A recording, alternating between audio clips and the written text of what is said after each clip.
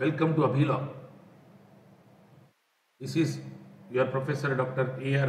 Patnigire, retired Additional Commissioner of NMMC and Director of Father Egnal School of Law. Today we are going to talk about election 2024 Lok Sabha. नागरिकांना सुद्धा माहिती पाहिजे असल्या कारणाने मी हा video मराठीत करत आहे. मध्ये मध्ये इंग्लिशमध्ये बोलेन की लॉच्या स्टुडंटला देखील इलेक्शनची माहिती व्हावी. लोकसभा निवडणूक 2024 नुकतीच जाहीर झालेली आहे. निवडणूक जाहीर केली जाते ही भारत निवडणूक आयोगातर्फे. पूर्वीचा जो कालावधी होता शासकीय पंतप्रधानाचा 2019 पासून ते 2024 पर्यंत 5 वर्ष पूर्ण झालेले आहेत आणि त्याच्या 5 वर्ष पूर्ण व्हायच्या अगोदर निवडणूक जाहीर करावी लागते. आणि ही निवडणूक जाहीर झाली आणि महाराष्ट्रामध्ये कुठल्या कुठल्या टप्प्यामध्ये भारत निवडणूक आयोग निवडणूक घेणार आहे हे आपण पाहणार आहोत.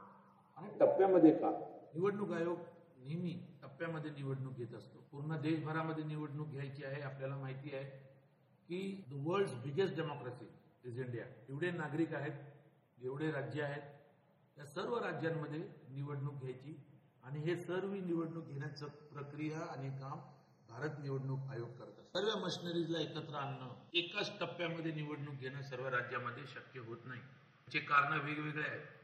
त्यामुळे भारत निवडणूक आयोग वेगवेगळ्या टप्प्यामध्ये वेगवेगळ्या राज्यात निवडणूक घेत असतो. आपण महाराष्ट्रात राहतो म्हणून आपण महाराष्ट्राचं पाहू. लोकसभा निवडणूक 2024 ही 5 टप्प्यामध्ये निवडणूक आयोगाने महाराष्ट्राकरिता तारखा जाहीर केलेल्या आहेत. पहिला टप्पा 19 एप्रिल 2024 रामटेकमध्ये, नागपूरमध्ये, भंडारामध्ये, गोंदियामध्ये, गडचिरोलीमध्ये, चिमनूर, चंद्रपूर या ठिकाणी पहिला टप्पा हा 19 एप्रिल 2024 रोजी निवडणूक होईल. टप्पा क्रमांक 2 26 एप्रिल 2024 मध्ये बुलढाणा, अकोला, अमरावती, वर्धा, यवतमाळ, वाशिम जिल्हा, हिंगोली, नांदेड आणि परभणी या सर्व जिल्ह्यांमध्ये दुसऱ्या टप्प्यामध्ये निवडणूक होईल. तारीख लक्षात ठेवा 26 एप्रिल 2024.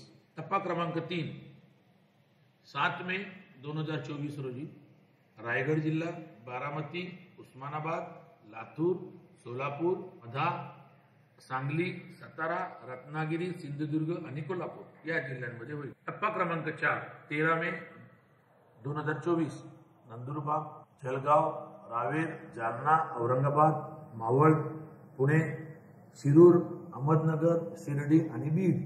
टप्पा क्रमांक 5 हा शेवटचा टप्पा असेल महाराष्ट्राकरिता 20 मे 2024 धुळे, दिंडोरी, नाशिक, पालघर, भिवंडी, कल्याण, ठाणे, मुंबई, नंतर उत्तर मुंबई, नंतर Mumbai north west, Mumbai north east, Mumbai north central, Mumbai south central आणि मुंबई साऊथ असे 5 टप्पे निवडणूक आयोगाने महाराष्ट्रात लोकसभा निवडणूक 2024 करिता जाहीर केलेले आहे. हे निवडणूक झाल्यानंतर जो काउंटिंग आहे आणि जो रिझल्ट आहे हा 4 जून 2024 रोजी अनाऊन्स केला जाईल, म्हणजे घोषित केला जाईल. ही जी स्लाइड आहे ही फार महत्वाची आहे. पहिल्या टप्प्यात महाराष्ट्रात 27 मार्च जेव्हा नोटिफिकेशन डेट 20 आहे तेव्हा 27 मार्च ही नॉमिनेशनची तारीख.